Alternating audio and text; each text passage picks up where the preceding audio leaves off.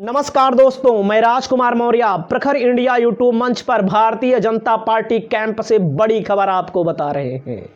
Bharatiya Janata party अपनी पहली list जारी करने वाली है लास्ट जनवरी और शुरुआती फरवरी के अंदर। ऐसा कहा जा रहा है 150 से 160 लोकसभा सीटों पर प्रत्याशी फाइनल कर लिए गए हैं और वहीं पर बड़े बड़े से नेताओं के दिल में धक धक हो रहा है कि कहीं मेरा टिकट ना कट जाए, क्योंकि जब भारतीय जनता पार्टी के मोदी और शाह ने शिवराज सिंह चौहान को मध्य प्रदेश में नहीं छोड़ा, जिन्होंने प्रचंड बहुमत के साथ सरकार बनवाई और वसुंधरा राजे, रमन सिंह जैसे नेताओं को किनारे लगा दिया, तो उनकी क्या हैसियत होगी जो उनके बाद के नेता हैं। तो इसमें लेकर के बड़ी खबर है।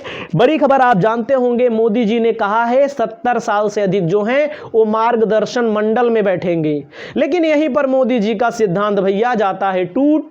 तो मोदी जी का जो सिद्धांत टूट रहा है, पहली लिस्ट जो आएगी, नरेंद्र मोदी तो प्रधानमंत्री हैं, नरेंद्र मोदी तो लोकसभा चुनाव लड़ेंगे, चाहे अयोध्या से लड़ जाएं चाहे बनारस से लड़ जाएं। ऐसा कहा जा रहा है कि अब की अयोध्या से लड़ जाएंगे, लेकिन यहीं पर हो रहा है पेंच फंस रहा है।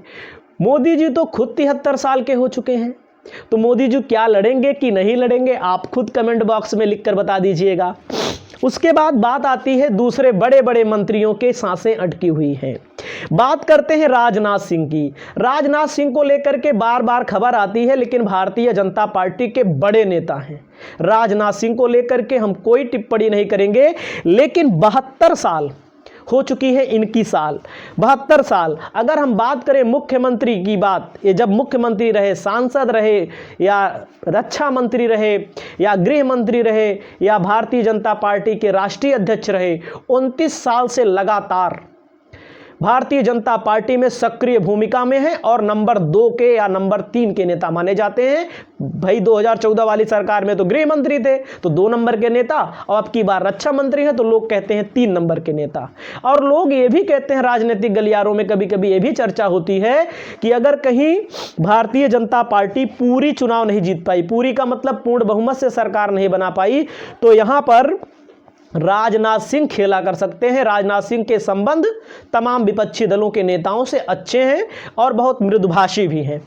उसके बाद बात कर 72 साल के हो चुके हैं, तो क्या इनका टिकट बीजेपी काट देगी? बीजेपी का सिद्धांत यहां लागू होगा कि नहीं लागू होगा, वो आपके ऊपर है। उसके बाद बात करते हैं अक्षय लाल गौड़, ये भी सांसद हैं। हेमा मालिनी मथुरा से सांसद हैं। हेमा मालिनी भी 70 साल पूरी कर चुकी हैं। संतोष गंगवार 70 साल पूरा कर चुके हैं। सत्यदेव पचौरी 70 साल पूरा कर चुके हैं। और रीता बहुगुणा जोशी 70 साल पूरा कर चुकी हैं। उसके बाद जनरल बीके सिंह, रीता बहुगुणा जोशी जो सांसद हैं वो प्रयागराज से हैं, इलाहाबाद से हैं। जनरल बीके सिंह गाजियाबाद से सांसद हैं। राजेंद्र अग्रवाल 73 साल पूरा कर चुके हैं। रमापति त्रिपाठी 73 साल पूरा कर चुके हैं। जगदम्बिका पाल 74 साल पूरा कर चुके हैं। 4 नेता तो ऐसे हैं जो 67 साल से हैं, 67 साल से अधिक हैं, जिसमें लल्लू सिंह आते हैं फैजाबाद से सांसद, मेनका गांधी आती हैं लगातार 1989 से, एक बार इनको छोड़ दिया जाए 1991, लगातार जब भारतीय जनता पार्टी की तरफ से कोई झंडा उठाने के लिए नहीं राजी होता था। जिनके बेटे हैं वरुण गांधी, लगातार भारतीय जनता पार्टी के ऊपर हमलावर रहते हैं। क्यों हमलावर रहते हैं? वो तकनीकी मुद्दों पर रहते हैं। उनकी बात भी सत्य है। राहुल गांधी के चचेरे भाई हैं और वरुण गांधी लगातार मोदी सरकार के ऊपर, या अगर कोई भी गलत चीज होती है, बेरोजगारी को लेकर के, दारू शराब को लेकर के कोई मुद्दा होता है, तो वरुण गांधी खुलकर बोलते हैं। वो भी भारतीय जनता पार्टी से मोर्चा संभाल चुके हैं। तो क्या मेनका गांधी का भी टिकट कट जाएगा, जो पीलीभीत से 2014 में सांसद थी और 2019 में सुल्तानपुर से सांसद थी और लगभग 13-14 हजार वोटों के अंतर से चुनाव जीती भी थी? तो आपको मैं बता दूं, बृजभूषण महिला पहलवानों को लेकर के चर्चा में बने हुए हैं। इनकी उम्मीदवारी पर भी खतरा है। क्या बृजभूषण शरण सिंह का टिकट मोदी काट देंगे, शाह काट देंगे? मुझे तो नहीं लगता, क्योंकि बृजभूषण शरण सिंह गोंडा, बहराइच, कैसरगंज, उसके आरी बगल फैजाबाद, मतलब कि उसके चारों तरफ जो लोकसभा सीटें आती हैं, वहां पर बृजभूषण शरण सिंह का दबदबा है। दबदबा को लेकर के भी अभी कुश्ती संघ को समाप्त भी कर दिया गया। ना, आपने देखा होगा। तो क्या इनका टिकट काटने की हिम्मत है बीजेपी में? और साक्षी महाराज उन्नाव से सांसद हैं, तो क्या इनका टिकट कट जाएगा? 67 साल से अधिक हो चुके हैं। मैं बात नहीं कर रहा हूं कि टिकट कट जाएगा, लेकिन ऐसे लोगों पर मोदी सरकार की नजर है।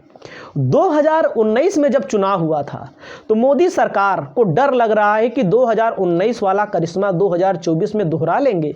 देखो भैया, राम मंदिर का जो मुद्दा है, मैं एकदम साफ साफ बता दूं, बड़े लोगों के यहां चल रहा होगा। बड़े लोगों का मतलब जिनको कहा जाता है श्रवण बिरादरी के यहां ज्यादा चल रहा है, ओबीसी के यहां भी चल रहा है, लेकिन धीरे धीरे जिन लोगों के परिवार में लोग पढ़े लिखे हैं वो लोग इस जाल में नहीं फंसने वाले हैं, उनको पता है। और मैं बता दूं आपको, कुछ ऐसी सीटें थी, कुछ ऐसे राज्य से जहां पर भारतीय जनता पार्टी ने 100% रिजल्ट दिया था। त्रिपुरा में 2 सीटें हैं, 2 में 2 जीत लिया था 2019 में। क्या एक करिश्मा दोहरा सकते हैं? उत्तराखंड में 5 में 5 सीट इन्होंने जीत ली थी, दिल्ली में 7 में 7 जीत ली थी, हरियाणा में जहां से पहलवान आते हैं, जहां पर आपने देखा होगा कि हरियाणा में बहुत बड़ा खुला विरोध हो रहा है अगर किसी पार्टी का, तो भारतीय जनता पार्टी, क्योंकि महिला पहलवानों का अपमान जिस तरह से हुआ, जिस तरह से पद्मश्री को लेकर के, पुरस्कार को लेकर के सड़क पर बैठ गए, तो वहां को लेकर के भी।